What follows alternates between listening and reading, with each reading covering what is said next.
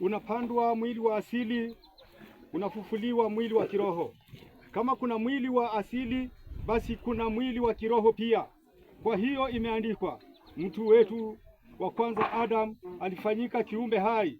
Adamu wa mwisho, yeye ni roho iletayo uzima, lakini si ule wa kiroho uliotangulia, bali ni ule wa asili, kisha ule wa roho. Mtu wa kwanza aliumbwa kwa mavumbi ya ardhi. Mtu wa pili alitoka mbinguni.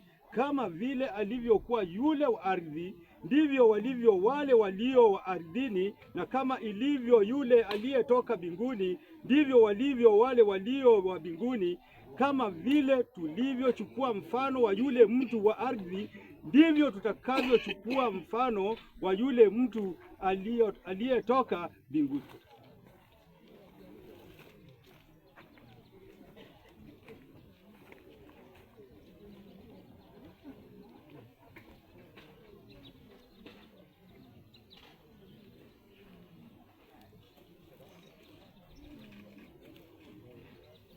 Kwa jasho la uso wako utakula chakula chako hadi utakaporudi ardhini, kwa kuwa ulitwaliwa kutoka humo. Kwa kuwa wewe u mavumbi, na mavumbini wewe unarudi.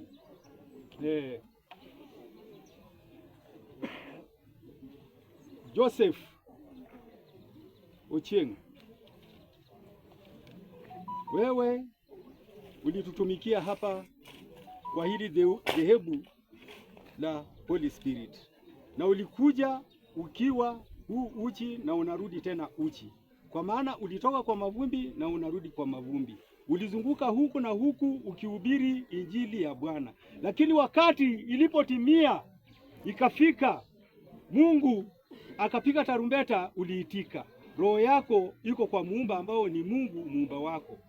Kwa hivyo sasa unawacha jamii yako, unawacha watoto wako, unawacha kanisa lako, unawacha marafiki wako. Sasa wewe sio mtu wa ardhini, wewe sio mtu wa hii dunia tena.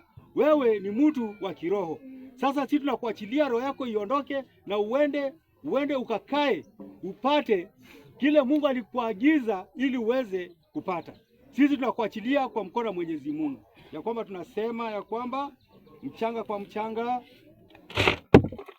mavumbi kwa mavumbi, jivu kwa jivu, roho irudie Mungu aliyemuumba. Ni asante Baba na Mwana Roho Mtakatifu. Joseph aliumbwa kwa mafumbi, na siku ya leo narudia mafumbi. Roho yake tunaiweka mikononi mwako. Roho wa Mungu ukampokee kwa Yesu Kristo Mwokozi nao.